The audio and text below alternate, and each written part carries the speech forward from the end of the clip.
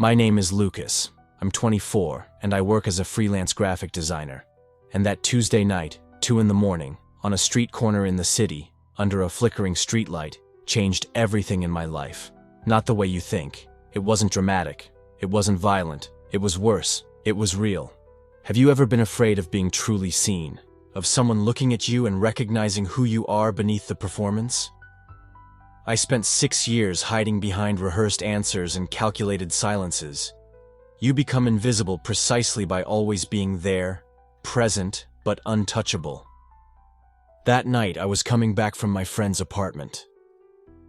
He's been my friend since college. I'm one of the few who doesn't ask questions when I show up at 11 at night saying I need to get out of the house. We played video games, ate cold pizza, talked about absolutely nothing important. Cheap therapy, temporary escape. At 10 to 2, I said I had to go. He offered to call me an Uber. I said I wanted to walk. A lie. I never wanted to walk alone at dawn through the city, but I also didn't want to go home yet. So I walked. That kind of twisted logic you develop when you're tired of yourself.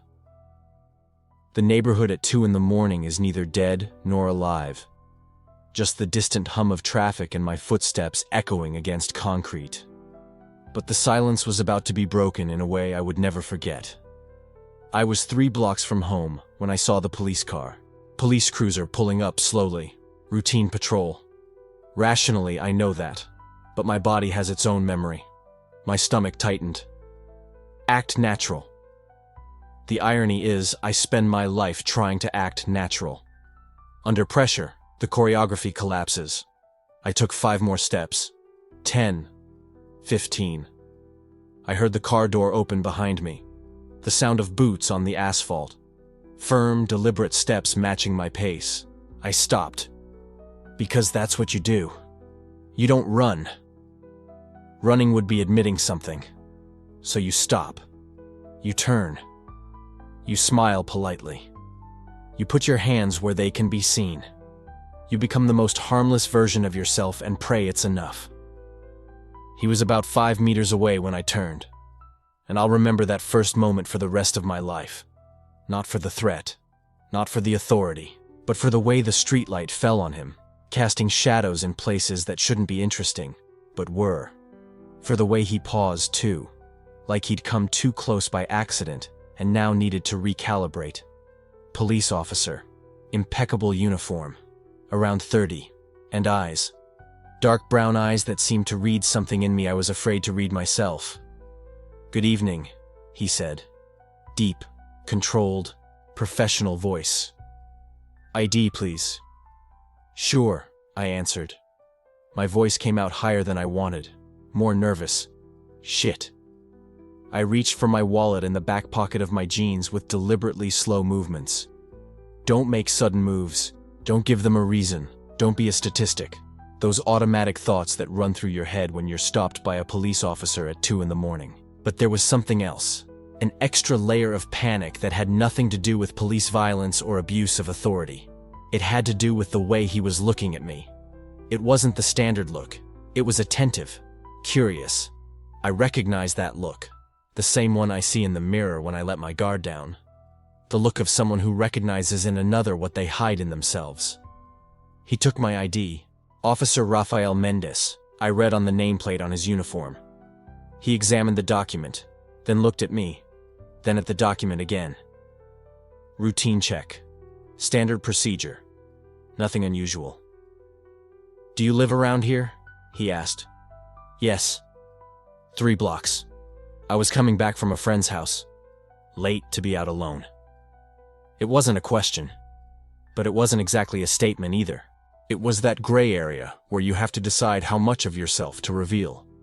How much truth is safe. How much performance is necessary. "I know," I said. "Sorry. I couldn't get an Uber." An unnecessary lie.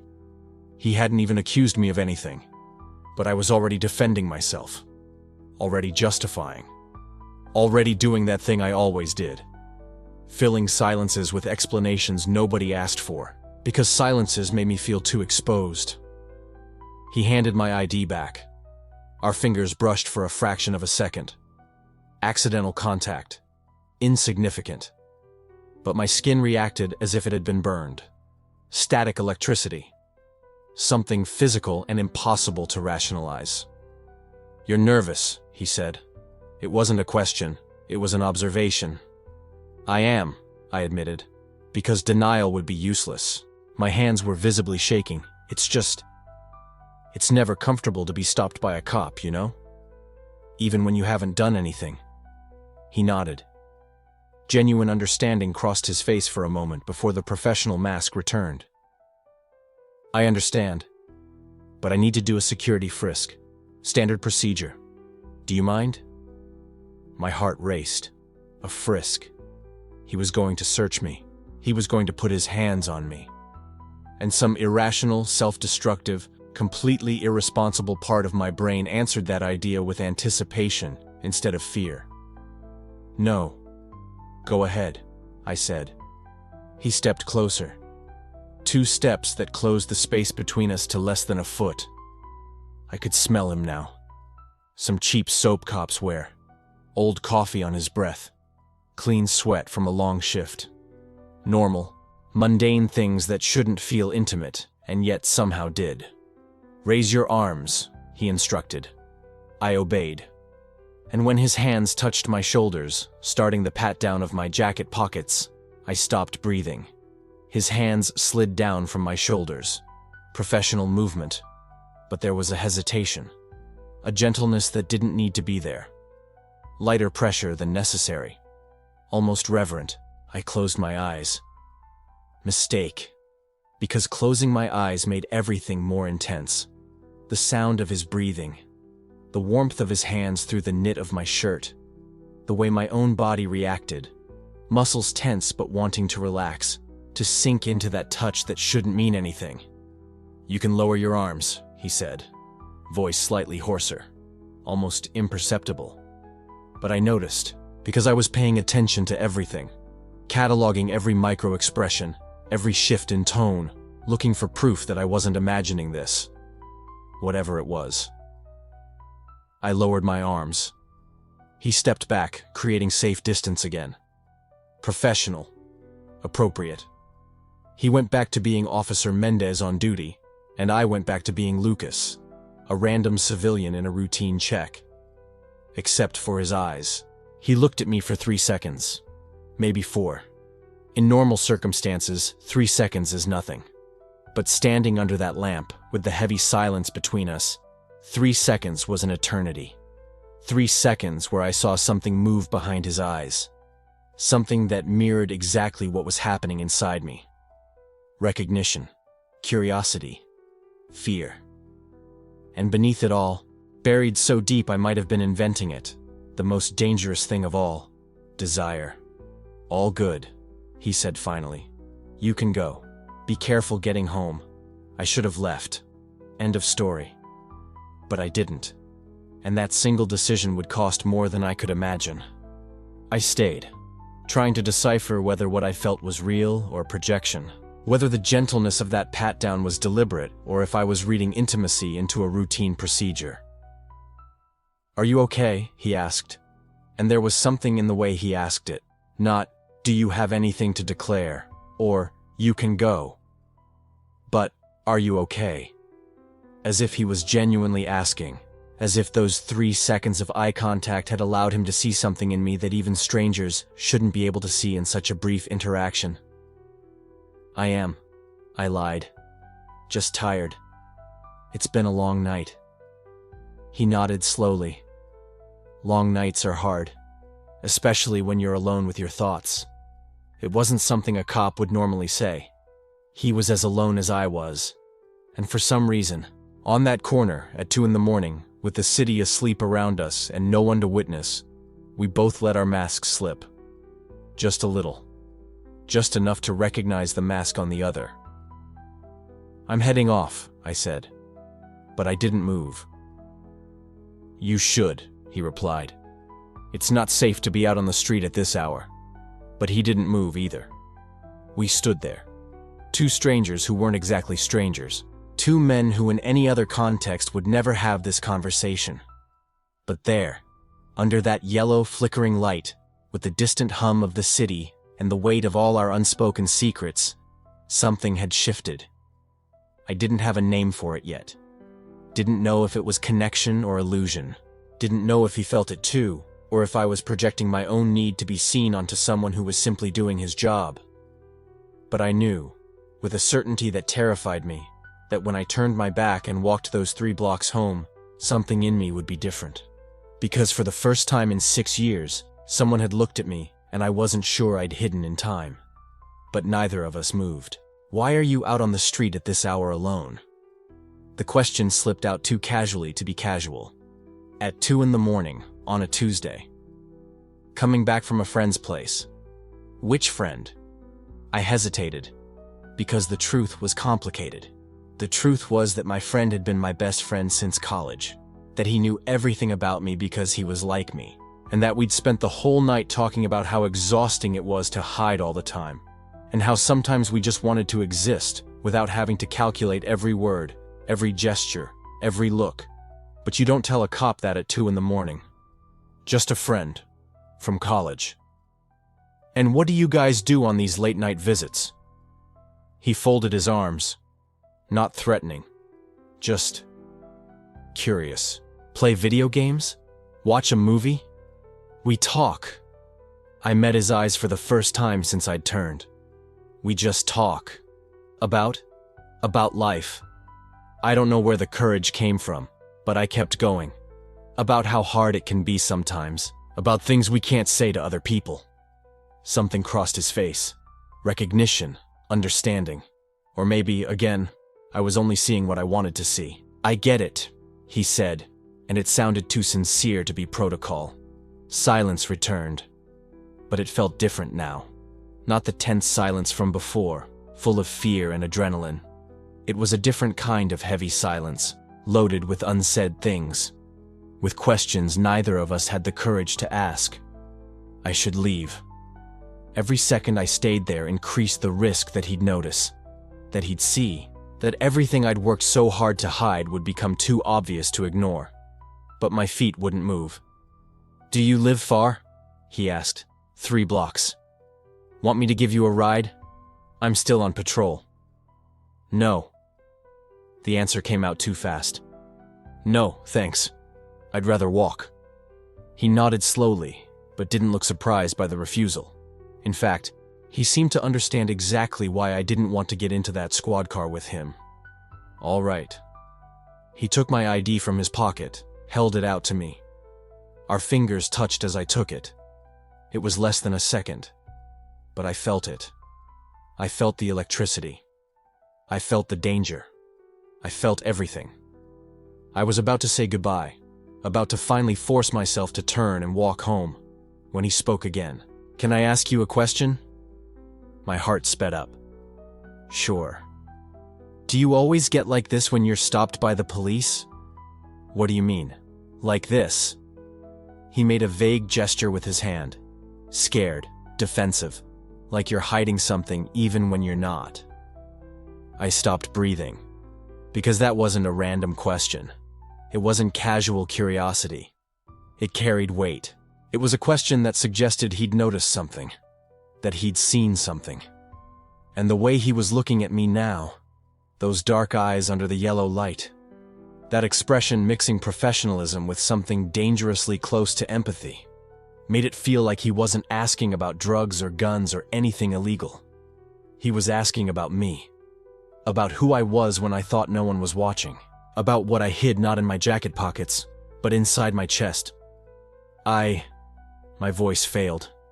I tried again. "I just don't like attention. Being watched." "Why?" The question was simple. 2 words, but it carried the weight of everything I'd never been able to say out loud. Because when you're watched, you can be found out. Because when you're truly seen, people realize you aren't exactly who you pretend to be. Because visibility is the opposite of safety when your whole existence depends on staying in the shadows. But I couldn't say that. I couldn't hand over, that easily, everything I'd kept so carefully for so long. So I just shrugged. Everyone has things they'd rather keep private, right? He looked at me for a long moment, and I saw when something shifted in his eyes, when the professional mask slipped just a little, when he let show for a second that he understood exactly what I was talking about. "Yeah," he said, his voice lower than before. "Everyone does." And in that moment, under that wavering yellow light, with the distant hum of the city around us, I knew one thing with absolute certainty. Raphael wasn't talking about me. He was talking about himself, too. He had his own secrets, his own things hidden, his own fears of being seen. And somehow, without saying a single direct word, without confessing anything explicitly, we both knew it. We both recognized ourselves in the other. I don't know how long we stood there just looking at each other. It wasn't uncomfortable. It wasn't strange. It was honest. More honest than any conversation I'd had in months. He was the first to look away. "You should go," he said, but it didn't sound like an order. It sounded like protection. "It's late, and this neighborhood gets emptier after 2. "You're right." I took a step back, but my eyes stayed on him. "Thanks for understanding." He frowned slightly. "Understanding what?" I smiled. It wasn't a big smile. It was small, tired, but real. "You know." And by the way his eyes widened just a little, by the way his jaw tightened almost imperceptibly, by the way he breathed in before answering, I knew he knew. "Be careful on your way home, Lucas." It was all he said. I nodded, turned, started walking. But before I rounded the corner, before I left that pool of yellow light and stepped back into the safe darkness of the night, I looked back. He was still there, standing beside the squad car, watching me. And when our eyes met one last time, he didn't look away. He didn't pretend to be looking somewhere else. He just stood there, looking at me with that expression I now recognized. It wasn't pity. It wasn't judgment. It wasn't professional curiosity. It was recognition. It was quiet solidarity. It was the unspoken admission that he saw in me something he knew all too well. I turned the corner, and as I walked the 3 blocks to my apartment, heart pounding and hands still shaking, one question hammered in my mind. Does he always get like this when he stops someone like me? Does he recognize us because he's trained to? Or does he recognize because he too knows what it is to hide? And the most dangerous question of all, the one I didn't even want to admit I was thinking, will I see him again? Because for the first time in 6 years, the idea of being seen didn't completely terrify me. For the first time, a tiny part of me wondered what it would be like not to have to hide. Not with everyone. Not from the whole world. But maybe, just maybe, with someone who understood. I didn't sleep that night. I got home and went straight to the shower. The water couldn't wash away the feeling that someone had seen me. Not my ID, but something truer. Objectively, nothing had happened, but I couldn't stop thinking about the way he looked at me. The way I felt no fear at all when I turned my back on him. I lay in bed at 3:30 in the morning. I grabbed my phone, put it back on the bedside table, grabbed it again, opened Instagram, closed it, opened Twitter, closed it. What was I looking for? A sign? A confirmation? At 4 a.m. I was still awake, staring at my bedroom ceiling, replaying every second of that encounter. The way his voice had softened when he asked why I was so nervous. The way he had straightened my jacket after the stop and search. A small, almost imperceptible gesture, but one that had been etched into my memory with absurd clarity. At 5, I finally fell asleep, and I dreamed of that streetlight casting its glow on the 2 of us. For the next 3 days, I did everything I could to not think about it. I buried myself in work. I had a branding project to deliver, so I spent whole days in front of the computer, tweaking colors, testing typefaces, creating version after version of the same logo until my eyes burned. But every time I took a break, every time I got up for water or coffee, every time I looked out the window, my mind went back to that corner. To the way he had said my name. Lucas. Not sir. Not citizen. Not that impersonal tone you expect from an officer on duty. Just Lucas. As if he wanted to prove he'd been paying attention. As if he wanted me to know he remembered. On Wednesday night, I stopped pretending everything was normal. It wasn't. I couldn't stop thinking about him. And it wasn't physical attraction. It wasn't a romantic fantasy. It wasn't any of those simple things I could categorize and file away in a drawer in my mind. It was recognition. It was the feeling that someone had looked at me and seen something I'd spent my whole life trying to hide. And instead of rejecting me, instead of stepping back, instead of making a joke or showing discomfort, he stayed. Present. Kind. Almost vulnerable. Had I imagined it? Had I projected my own desires onto a completely trivial encounter? Was I so desperate for connection that I'd invented an intimacy that never existed? These questions consumed me for the next few days. On Thursday afternoon, I found myself walking past that corner. Bright sun, busy street, the same place where it happened. And I stopped. I hadn't planned to. My feet just froze. I stood there in the middle of the sidewalk, looking at the streetlight that the night before had created that impossible circle of intimacy. Now, in daylight, it was just an ordinary lamp on an ordinary corner in an ordinary neighborhood. Nothing special, but I felt that tightening in my chest again. I shook my head. How ridiculous. I was being completely ridiculous. I put my earbuds back in, cranked up the music, and walked home. But that night at 11, I did something I knew was a terrible idea. I put on a hoodie, slipped on some sneakers, left the house, and went for a walk. No destination. At least that's what I told myself. Just a walk to clear my head. Get some air. No big deal. Of course, my feet took me straight back to that corner. 12:15. Empty street. The streetlight still on, casting that same pool of yellow light on the asphalt. I stood on the other side of the road, leaning against a wall, feeling utterly ridiculous. Pathetic.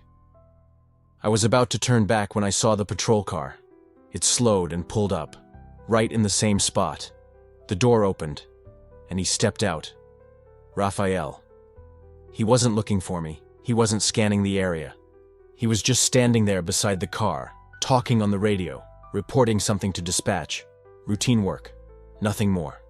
But then he turned off the radio, and he looked my way. I should have moved. Pretended I was just passing. But I couldn't. I stood there, frozen on the other side of the street, while he crossed toward me. Good evening, Lucas. He remembered my name. Good evening. My voice came out hoarse. I cleared my throat. He stood in front of me, hands in his pockets, posture relaxed but eyes alert, studying my face, looking for something. I don't usually see the same people twice, he said, especially not waiting around in the same spot. I live nearby. The answer came out too fast. Defensive. He noticed. Of course he noticed. I know. I saw your address on your ID, remember? He gave a slight smile. But you weren't heading home now. You were standing there just watching the corner. So I got curious. My face burned. Of course. Obvious. I'd been caught. No excuse, no explanation that made sense. But instead of feeling ashamed, I felt something else. Relief. Because he was here. Because he had stopped. Because he had crossed the street. Because he had noticed too. I usually walk at night, I said. Helps clear my head. I see. He glanced around as if checking whether anyone was watching, then returned his gaze to me. Stressed about something? Always. The word slipped out before I could filter it. Too honest, too vulnerable. But he just nodded, as if he understood perfectly. Work, among other things. Silence. It wasn't uncomfortable. It was charged, full of things left unsaid. You look tired, he observed. Not just now. Like you're carrying something heavy. There it was. The feeling of being seen. I could have lied, built another wall, but I was so tired. I carry, I admitted. Everyone carries something, right? True. He didn't look away. But some things weigh more than others, especially when you carry them alone. Especially when you can't tell anyone. My heart was pounding so hard I was sure he could hear it. And how do you know I'm carrying it alone? He shrugged. Slightly, almost imperceptible. Because I recognize it. He paused. The way you glance around when someone approaches. The way you choose your words so carefully. The way you relaxed when you realized I wasn't going to judge you. His breath got a little deeper. I know those signs because I do the same thing. The air between us changed. It got denser, more real, more dangerous. Do you too? I asked. Do you carry something? He didn't answer right away. Stayed there, looking at me, and for the first time I saw something beyond the careful professionalism, beyond the controlled posture. I saw fear. Everyone carries, he repeated. But his words had a different weight now, an admission disguised as a generalization. I should have let it go. Should have thanked him for the conversation, wished him a good night, gone home, safe, protected, alone. But instead, I spoke. I'm tired of carrying it alone. The words came out without permission. Raw. True. I'm tired of having to measure every word, every gesture, every expression. Tired of living in fear that someone will notice. My hands were shaking. I shoved them into my hoodie pockets. Tired that when someone finally notices, it's to hurt me. Silence, long, heavy, laden with everything neither of us was saying out loud. And then Raphael took a step closer. Not to intimidate me, not to exert authority, to get closer, to close the distance between us. I won't hurt you, Lucas. His voice was low, steady, true. And for the first time in 6 years, I believed it when someone said that. I should have taken a step back, should have thanked him, grabbed my ID, and gone on my way. But I couldn't move. Because for the first time in 6 years, I wasn't afraid of someone wearing a uniform. I was afraid of something completely different. Raphael kept the distance between us. Less than a meter. Close enough for me to notice he breathed the same way I did. Controlled. Careful. As if trying not to reveal something. And then he did something I didn't expect. He took off his police cap, ran a hand through his hair. A gesture so simple, so human, that suddenly he wasn't Officer Rafael Mendez anymore. He was just Raphael. And I noticed something in the way he looked at me after that. Something I recognized because I see it in the mirror every day. Tiredness. Not the kind that comes from working nights, but the kind that comes from living hidden. From wearing a mask all the time. From never being able to fully relax because someone might see who you really are. You know what that's like, Lucas? He asked, holding the cap in his hands. Putting this on every day and feeling like you're putting on armor. I didn't know what to say, but he kept going. Everyone sees me as the cop, the guy who has to be strong, who has to be an example, who can't show weakness. His voice was low, almost a whisper. And the more I wear this uniform, the more I feel like it's wearing me back, that it's turning me into someone I don't know if I want to be. He looked at the cap in his hand, then at me. Do you get that? He asked, feeling like you're playing a role all the time, but never knowing who you are when you're not performing? And I understood. God, I understood so deeply it hurt, because it was exactly what I did. Every day. With everyone. I play the Lucas my family wants me to be. The Lucas my co-workers expect. The Lucas that doesn't bother anyone because he never shows who he really is. I understand, I said, and my voice came out weaker than I wanted. Raphael looked at me. And in that moment, something shifted between us. Because he wasn't investigating me anymore. and I wasn't trying to hide anymore. We were both just there. Two people tired of carrying something too heavy alone. "There are days I go home after a shift," he said, "and I look in the mirror and don't recognize who I see anymore, because I've spent so long pretending I don't even know what's real." He stepped a little closer. "And then I see you here, at 2 in the morning, nervous, scared, but trying so hard to look normal." He stopped. "And I recognize that in you, because I do the same thing." My heart was racing. Not the way it races when you're scared, but the way it races when you finally find someone who speaks your language. "I didn't know other people felt this," I whispered. Raphael gave a sad smile. "We always think we're alone, right? That no one else carries the same weight. But the truth is, there are more people hiding than we imagine." He put the cap back on his head. But the gesture didn't carry the same weight as before. It was as if he was just following protocol, like the uniform didn't mean the same thing anymore. "Why are you telling me this?" I asked. And the question came out before I could even think if it was safe to ask. Raphael stayed silent for a moment. Then he answered with another question. "Why are you listening to me?" And I had no answer for that, because the truth was I should have left 10 minutes ago.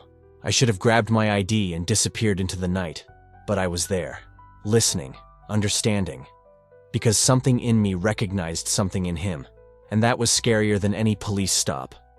Raphael took a deep breath. 3 years wearing this uniform, he said. 3 years being the guy everyone expects me to be. And you know what's the hardest part? He looked me straight in the eyes.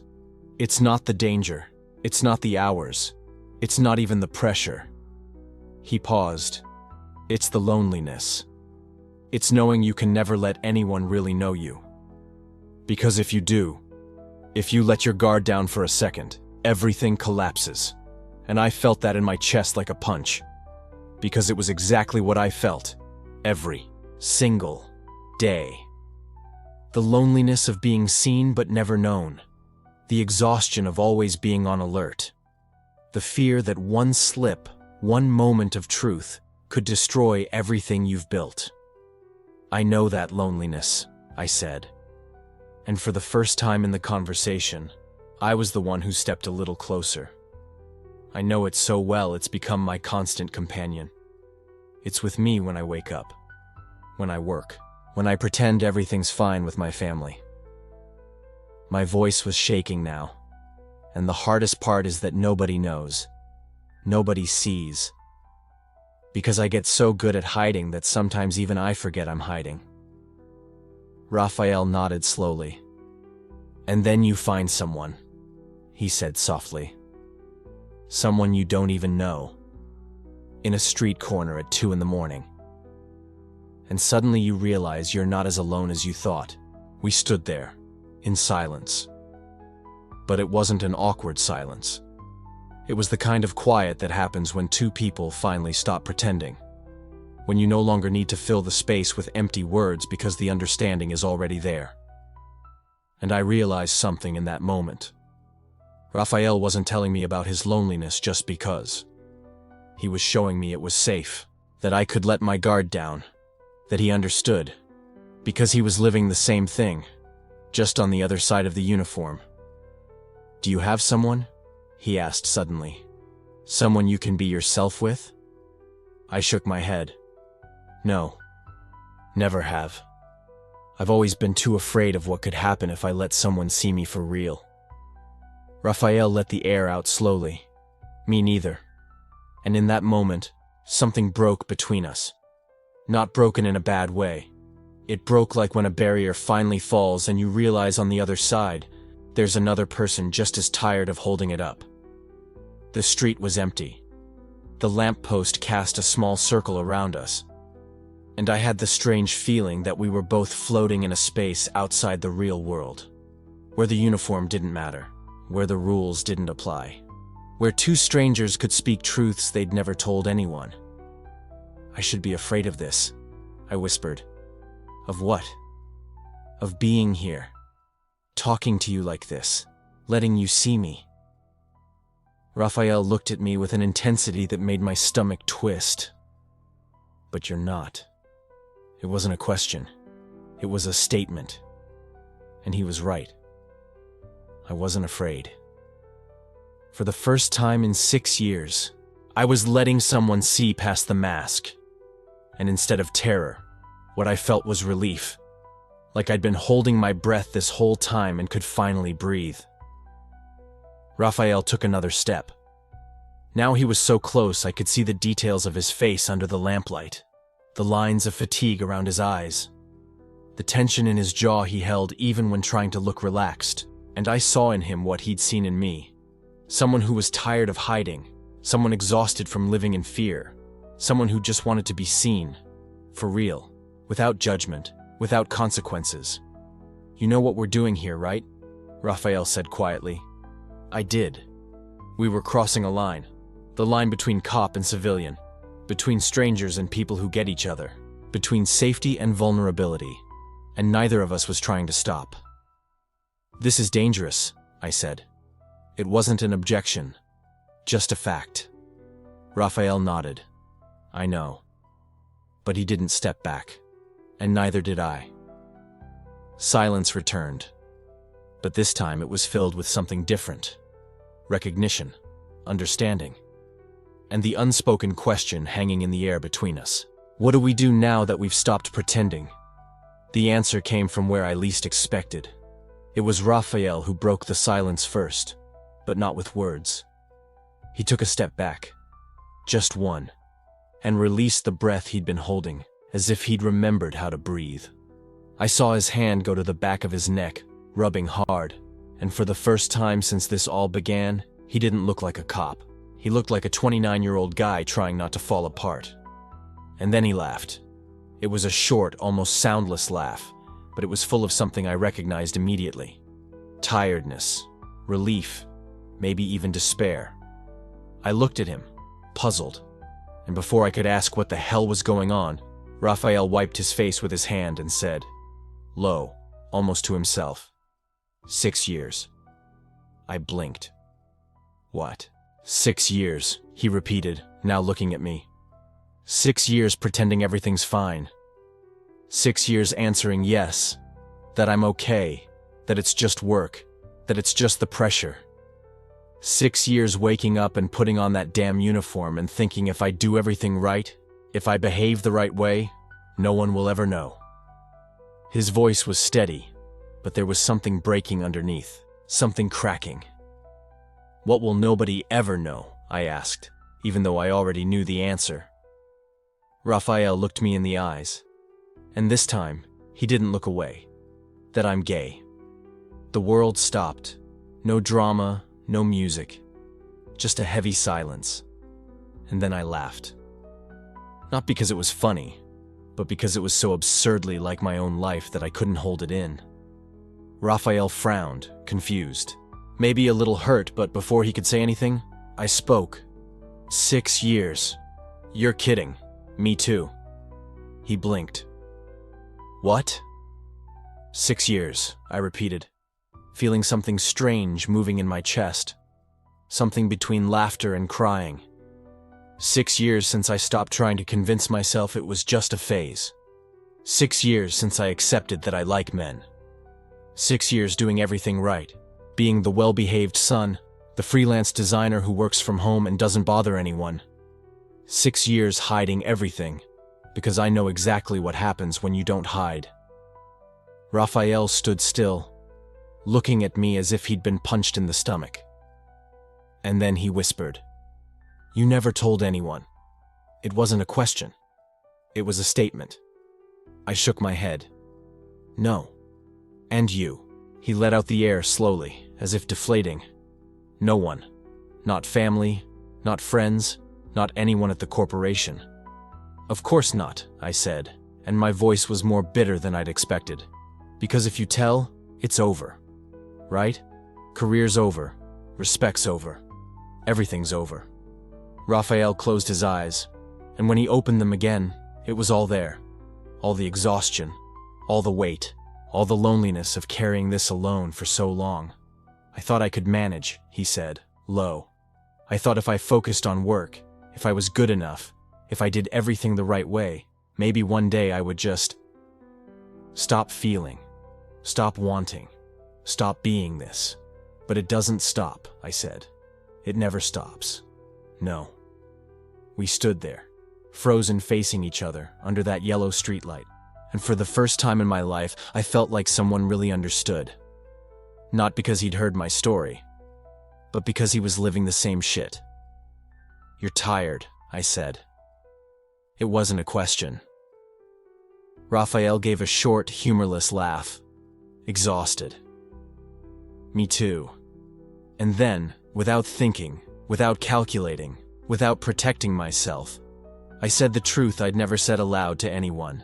I'm tired of pretending I don't exist. I'm tired of hiding who I love, what I like, how I feel. I'm tired of walking into a place and thinking everyone's judging me, that everyone knows, that I have to act a certain way or they'll find out. I'm tired of feeling wrong just for existing. My voice trembled at the end, and I realized my eyes were burning. Raphael took a step forward. Just one. But it was enough to shrink the space between us to almost nothing. You're not wrong, he said firmly. And the intensity in his voice caught me by surprise. You're not wrong, Lucas. You're just trying to survive in a world that taught you you're wrong. I blinked, trying to hold back the tears that threatened to fall. And you, I said, my voice hoarse. You're not wrong either, Raphael. You're just a guy trying to do everything right and got lost along the way.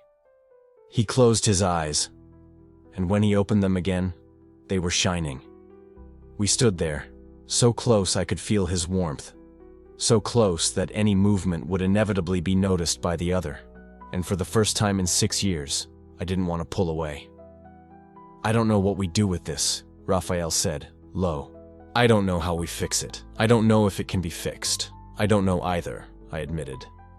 But I know I'm tired of pretending everything's fine when it's not. And I know it's been 6 years since anyone looked at me the way you're looking at me now. Raphael swallowed hard. What way are you looking at me? Like you see me. He was quiet for a moment, and then slowly, he whispered, I see you. We stood there, breathing the same air, sharing the same silence that was no longer uncomfortable. It was almost sacred. And then Raphael spoke. So quietly, I almost didn't hear. I don't know what happens after this. I don't know if we'll see each other again.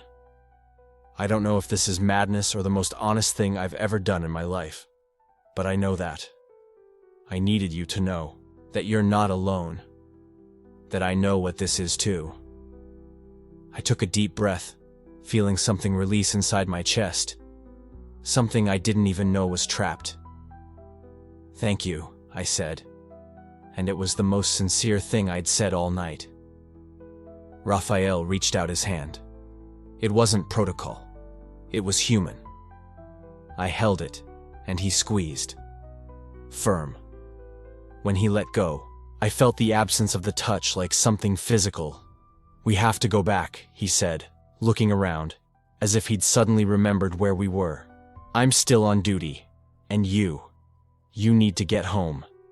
I know, I said, but neither of us moved, because we knew that as soon as this moment ended, we'd go back, to the real world, to the uniform, to the empty apartment, to the hiding place we called life. And maybe we'd never see each other again. Maybe that would be it. A moment, a confession, a fleeting connection in the middle of the night. But it was real. And it was honest. And for the first time in 6 years, I felt seen, completely. Raphael took a step back, then another, creating distance, creating space, going back to the role of a cop, to the role of a man who can be nothing more than what the uniform allows. But before he walked away completely, he stopped, and he looked at me one last time. Take care of yourself, Lucas. You too, Raphael.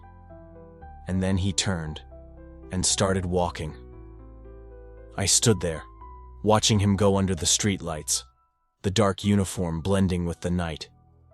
And for the first time in a long time, I didn't feel alone, because now I knew. I wasn't the only one. There were two of us. Two exhausted guys pretending. Two guys trying to survive. Two guys who, for a few minutes, had the courage to stop hiding. And maybe that was all. Maybe nothing else would ever happen. Maybe we'd never meet again. But that night had changed something inside me. Something small, but meaningful, because now I knew it was possible. To be seen, to be accepted, to be understood. Even if only for a moment. Even if only by one person. I took a deep breath, felt the cold pre-dawn air fill my lungs, and started walking home. And for the first time in 6 years, I didn't feel wrong. I just felt human. But the weight of reality was about to come back. The streets were empty at that hour, 3 in the morning maybe. My footsteps echoed on the wet asphalt, the sound mixing with the distant noise of a car passing. I looked back once, half expecting to see Raphael still standing under that streetlight. But he was gone. Of course he was gone. He had a patrol to finish, a uniform to wear, a life to keep intact. And me? I had a 15-minute walk to my apartment, 15 minutes to try and understand what had just happened. You know when you've been carrying a weight for so long you forget it's there? You just get used to it. You walk a little slower, breathe a little deeper, and think that's how life is. Until someone lifts that weight off you, even if only for 5 minutes, and suddenly you remember what it's like to really breathe. That's what happened there. Raphael didn't promise me anything. He didn't give me his number. He didn't say we'd see each other again. And I didn't ask. Because it wasn't about that. It was about being seen. Completely. Without filters. Without a mask.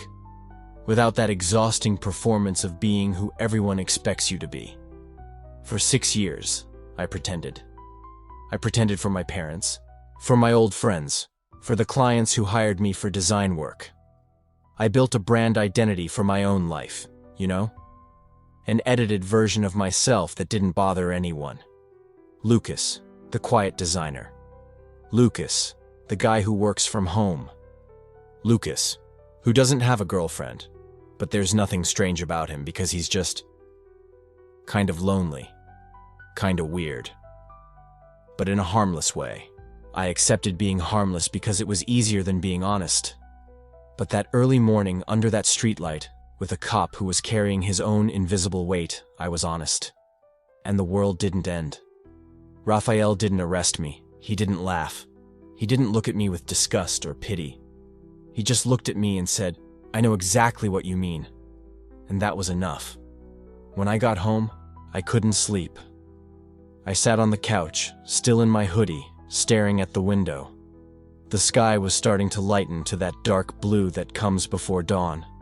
The city, waking up slowly. I grabbed my phone, thought about writing something. Not to Raphael, because I didn't even have his contact. But I don't know. An Instagram post. Something vague enough that no one would truly understand, but honest enough for me to feel less alone. But I didn't write anything. Because I realized one thing. I didn't need external validation. I didn't need 1,000 people to like my vulnerability for it to be real. I didn't need to turn that moment into a story for others to consume. That moment was mine, and Raphael's, and it was enough. In the days that followed, my life didn't change dramatically. I didn't come out to my parents. I didn't start waving a rainbow flag in my bio. I didn't become an activist overnight. But something inside me had shifted. I stopped looking away when I saw gay couples on the street. I stopped changing the subject when someone talked about relationships. I stopped pretending I didn't exist. And you know what's funny? People didn't even notice. Because in the end, we build these gigantic walls in our heads, thinking everyone is paying attention, that everyone is judging, that the whole world will collapse if we're authentic.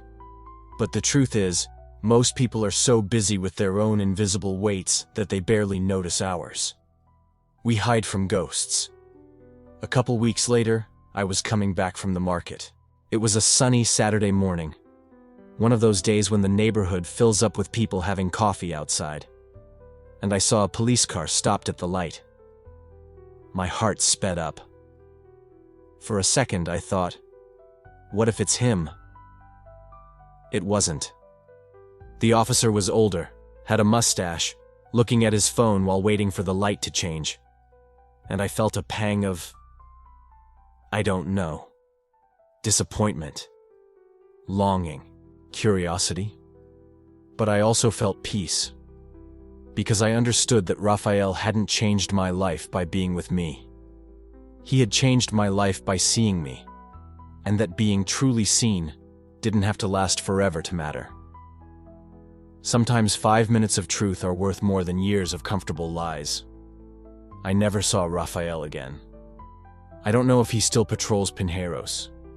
I don't know if he eventually came out, or if he's still in there, trying to balance who he is with who he needs to be. I hope he's okay. I hope he found someone who looks at him the way he looked at me that night. With recognition, with compassion, with the courage to say, me too. And if he hasn't found that yet, I hope he knows it's possible. Because it is. I know it is. Today, when I go out at night, I no longer have that constant fear of being stopped. Not because reality changed. Cops still stop people on the street. Prejudice still exists. The world is still complicated and dangerous for anyone who doesn't fit the mold. But I changed. I no longer carry that weight of being wrong. I carry the memory of having been seen. And that makes all the difference. Sometimes I walk past that same intersection, by the bakery. The streetlight is still there, lighting the same stretch of sidewalk. And I always take a look, half expecting to see a ghost of what happened. But I never see anything. Just the empty street. Just the sleeping city. Just life going on. And that's okay. Because what I learned that dawn didn't stay trapped in that place. I carry it with me. In how I look at myself in the mirror now. In how I breathe deeper. In how I exist in the world without apologizing for taking up space. If you feel the burden of hiding, know this. Being seen is terrifying, but freeing. When you let someone see you, the lies crumble. You realize the weight wasn't yours. It belonged to the world. And when you let it fall, you remember what it feels like to be light, and you never forget. I don't know what happened to Raphael. I don't know if that night changed anything for him, or if it was just another patrol among so many others. But I know what it did for me. It showed me that it's possible. That there are people out there who will see you for real. Who will recognize what you hide and won't turn their backs. And sometimes, just knowing it's possible is enough for you to start changing. So, thank you, Raphael. Wherever you are. Thank you for not looking away. Thank you for saying me too, when it would have been easier to pretend you didn't understand. Thank you for letting me be human. And to you reading this, who might be hiding something, who might be tired of performing an edited version of yourself, I just want to say one thing. You're not wrong. You're just human. And being seen can be scary, but it's the only way to really live. So take a deep breath. Find someone who deserves your truth. And when you find them, be brave. Because 5 minutes of truth are worth more than a lifetime of hiding. And maybe, on some random dawn, under a streetlight, you'll also discover that the weight you were carrying wasn't yours. And you'll let it drop. And you'll finally breathe.